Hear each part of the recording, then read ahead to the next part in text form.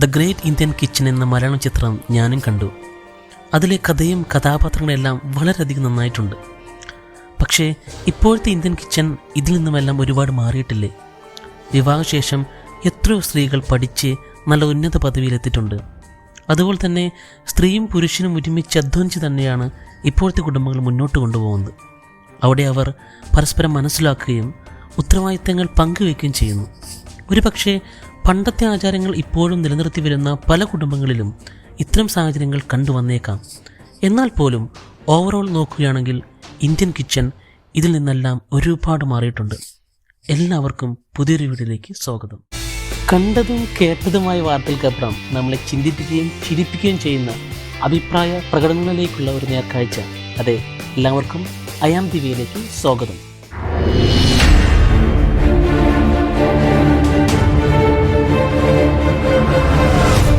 ജിയോ ബേബി സംവിധാനം ചെയ്ത് സുരാജ് വെഞ്ഞാറമൂട് നായകനായും നിമിഷ സജയൻ നായികയും അഭിനയിക്കുന്ന ഏറ്റവും പുതിയ ചിത്രമായ the great Indian kitchen OTT പ്ലാറ്റ്ഫോമിൽ ട്രെൻഡിംഗ് ലിസ്റ്റിൽ ഒന്നാമതായി ഓടിക്കൊണ്ടിരിക്കുകയാണ്.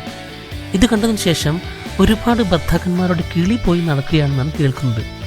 എന്താണ് ഈ ചിത്രം പറയാതെ പറയുന്നത്? വാ, ഗൂഗിൾ അമ്മാവൻ തരുന്ന ഡിസ്ക്രിപ്ഷൻ എന്താണെന്ന് നമുക്ക് നോക്കാം. The film tells the story of a newlywed woman who struggles to be the submissive wife that her husband and his family expect her to be. അതെ, ഭർത്താവിൻ്റെയും അവരുടെ ഫാമിലിയുടെയും പ്രതീക്ഷക്കൊത്ത് ജീവിക്കാൻ വളരെ സ്ട്രഗിൾ ചെയ്യുന്ന ഒരു ന്യൂലി വെഡ് വുമൻ്റെ കഥയാണ് ഈ ചിത്രത്തിൽ പറയുന്നത്. ഏറെ പ്രേക്ഷക നിരൂപണം ഏറ്റുവാങ്ങിയിട്ടുള്ള ഈ ചിത്രത്തിൻ്റെ വാർത്തകളുടെ താഴെത്തട്ടിൽ ഒളിഞ്ഞിരിക്കുന്ന ചിന്തിപ്പിക്കുകയും ചിരിപ്പിക്കുകയും ചെയ്യുന്ന കമൻറ്റ് സെക്ഷൻസിലേക്ക് നമുക്ക് പോകാം. ഒരു ഗ്ലാസ് വെള്ളം എടുത്ത് കുടിക്കാൻ പോലും ആൺമക്കളെ പഠിപ്പിക്കാത്ത അമ്മമാരൊക്കെ തന്നെയാണ് ഉത്തരവാദികൾ. ആൺകുട്ടികളെ കഴിച്ചു കഴിഞ്ഞ് എണീറ്റങ്ങ് പോകും. വീട്ടിലുള്ള പെൺകുട്ടികളെ അവൻ്റെ ഉൾപ്പെടെ പ്ലേറ്റ് കഴിക്കാൻ പറഞ്ഞ് പഠിപ്പിക്കും.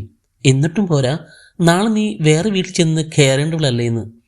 ആദ്യം അമ്മമാർ മക്കളെ പഠിപ്പിക്കണം. അത് പെണ്ണായാലും ശരി ആണായാലും ശരി, അവനവൻ്റെ കാര്യങ്ങൾ സ്വയം ചെയ്ത് പഠിക്കാൻ. ആദ്യത്തെ പഠനം വീട്ടിൽ നിന്ന് പഠിക്കണമെന്ന് അശ്വതി പറയുമ്പോൾ എന്നെ നന്നാക്കാൻ നോക്കുന്ന ഈ സിനിമയ്ക്ക് നന്ദി രേഖപ്പെടുത്തിയാണ് കുപ്പിച്ചില്ലുവിട്. ഒരുപക്ഷെ എൻ്റെ വീട്ടിലും ഇങ്ങനെയൊക്കെ നടക്കുന്നുണ്ട്. മാറ്റണം, ഞാനും മാറേണ്ടിയിരിക്കുന്നു. അറിയാത്ത കുറച്ച് കാര്യങ്ങൾ നല്ല രീതിയിൽ മുന്നിൽ കൊണ്ടുവന്നതിന് താങ്ക്സ് ടീം. താങ്ക്സ് ഒക്കെ അവിടെ നിൽക്കട്ടെ, എൻ്റെ കിട്ടിയവനെ നിങ്ങൾക്കൊന്നും അറിയില്ലാന്നും ആളൊരു കാഞ്ഞ വിത്താണെന്നും ഹാമി. Reminds me of my hubby. അപ്പുറത്ത് വീട്ടിൽ പോയിട്ട് പെൺകുട്ടികൾ ഡ്രൈവിംഗ് ഒക്കെ പഠിക്കണം, അത് കുടുംബത്തിന് നല്ലതാണ്. വീട്ടിൽ വന്നാൽ ഇക്ക ഒന്നുകൂടി ഇരിക്കാമോ, ഡ്രൈവിംഗ് ഒന്ന് പ്രാക്ടീസ് ചെയ്യാൻ എന്ന് പറഞ്ഞാൽ വേറെ പണിയില്ലല്ലോ എന്ന് പറയും. പുറത്ത് എന്തും പറയും, അകത്തല്ലേ നാടകം. ഈ നാടകം കളിക്കുന്ന എവിടെ നിന്ന് ഇത്ര ധൈര്യം കിട്ടുന്നു? റിയാസ് ഫിലിമിലെ ഡയലോഗും വെച്ച് ഇവിടെ പറയുന്നു. അന്നോട് എല്ലാം പറഞ്ഞിട്ടല്ലേ ഇങ്ങോട്ട് കൊണ്ടുവന്നേ? ആര് പറയാൻ? ആരും പറയില്ല, അവിടെ പോയാലല്ലേ അറിയൂ. എല്ലാം അറിയാം, പക്ഷേ ആരാണ് ഈ കുലസ്ത്രീയെന്നും അവർ അത്ര സാധാരണക്കാരല്ലെന്നും ലൂസിസ് ലെഗസി. അടിമകളെന്ന് സ്വയം തിരിച്ചറിവില്ലാത്ത പാഴ്ജന്മങ്ങൾ, കുലസ്ത്രീ, poor souls but ready to wait. സ്ത്രീ ഉണരണമെന്ന് പറഞ്ഞ് നടക്കാതെ ആദ്യം വീടുകളിലെ അവസ്ഥ എന്താണെന്ന് പോയി നോക്കണമെന്ന് ഗ്രീന വിഷ്ണു. സത്യകഥ എന്തെന്നാൽ ഓരോ വീട്ടിലെയും അമ്മമാർ തന്നെയാണ് മക്കളെ ഇതുപോലെ വാർത്തെടുക്കുന്നത്. കഥയുടെ അവസാനം നിമിഷയുടെ വീട്ടിലും അമ്മ മകനോടും മകളോടും ഇതേ ചിന്താഗതി പുലർത്തുന്നത് കാണിക്കുന്നുണ്ട്. ഈ ചിന്ത മാറി വരാൻ തലമുറകൾ പലതും കഴിയണം. സിനിമയിൽ മെയിൽ ചോവിനിസം എടുത്തു കാണിച്ചതുകൊണ്ടും തുല്യത വാനോളം പറഞ്ഞതുകൊണ്ടും കാര്യമില്ല. സ്വന്തം വീട്ടിൽ ഒരു മകനോ മകളോ ഉണ്ടെങ്കിൽ രണ്ടുപേരെയും ഒരുപോലെ കണ്ടു വളർത്തണം. മകന് ചെയ്യുന്നതെല്ലാം മകൾക്കും ചെയ്യണം.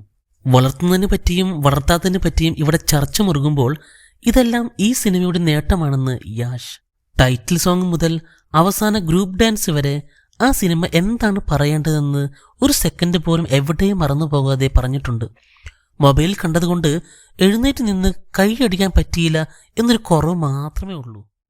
സിനിമയുടെ നേട്ടങ്ങൾ വാനോളം പറക്കുമ്പോഴും കരിപുരളുന്ന സ്ത്രീ അടിമയല്ലെന്ന് അശ്വതിയോടെ അടിവരയിട്ട് പറയുന്നു. സിനിമ കണ്ടു. ഒരു പെണ്ണിൻ്റെ ജീവിതം പച്ചയ്ക്ക് വരച്ചു കാണിച്ച മറ്റൊരു സിനിമ ഇതുപോലെ ഉണ്ടോ എന്ന് എനിക്കറിയില്ല. നമ്മുടെ അമ്മമാർ ഒരിക്കലെങ്കിലും സമൂഹത്തോട് പറയാൻ ആഗ്രഹിച്ച കാര്യങ്ങൾ ഇതിലുണ്ട്. ആരും അന്വേഷിക്കാറില്ല. പലപ്പോഴും ഈ കരിപുരളുന്ന മനസ്സിലെ വേദനകൾ. അതെ, ഞാനും ഒരു പെണ്ണാണ്, ഒരു മനുഷ്യനാണ്, ആരുടെയും അടിമയല്ല. അടിമയല്ലെങ്കിലും അടുക്കളയിൽ നാടൻ സംഭവങ്ങൾ മതിയെന്ന സിനിമയിലെ ഡയലോഗിനിട്ട് അന്ന. മിക്സിയിൽ അരച്ച ദോശയ്ക്ക് അമ്മിയിൽ അരച്ച ചമ്മന്തി നിർബന്ധം. ചമ്മന്തി അരയ്ക്കുന്നതൊക്കെ അവിടെ നിൽക്കട്ടെ, ഒരു പ്രത്യേക തരം ആണുങ്ങളെ കുറിച്ച് കേട്ടിട്ട് പോവാൻ മണി ഹിസ്റ്റ്. വീട്ടിൽ ഭക്ഷണത്തിന് വേണ്ടി സ്ത്രീകളെ ആശ്രയിക്കാൻ ആണുങ്ങളുടെ ജന്മം ഇനിയും ബാക്കി. സഹതാപവും പുച്ഛവും തോന്നുന്നവരോട്.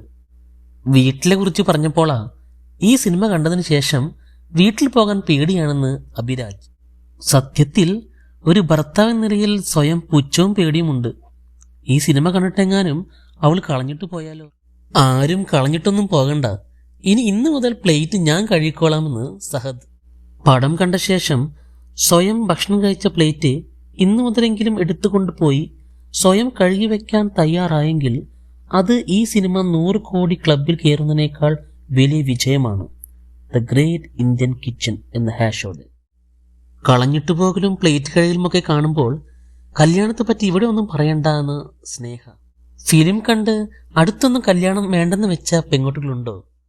കല്യാണത്തിനെ പറ്റി പേടിക്കാനൊന്നുമില്ലെന്നും വീട്ടിലെ പണി ഞാൻ ഏറ്റെടുത്തിരിക്കുന്നുവെന്നും അടപടലം.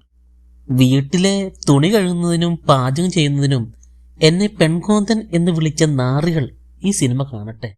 സിനിമയിൽ കാണുമ്പോൾ എല്ലാവരും കൈയടിച്ച് പാസ്സാക്കും, വീട്ടിൽ വരുമ്പോൾ ശങ്കരൻ പിന്നെ തെങ്ങുമ്പോൾ തന്നെ എന്ന ഗീതി വിനോദിന്റെ കമന്റോട് കൂടെ ഈ വീഡിയോ കൂടെ അവസാനിപ്പിക്കുന്നു. എല്ലാവർക്കും വീഡിയോ ഇഷ്ടപ്പെട്ടാൽ ഷെയർ ചെയ്യുക, സബ്സ്ക്രൈബ് ചെയ്യുക, ആ ബെൽ ബട്ടൺ ഒന്ന് അമർത്തുക. ഇടിവിട്ട് വാർത്തയും തട്ടിക്കൊണ്ട് കമന്റുമായി വരുന്നവരെ എല്ലാവർക്കും വിടാം.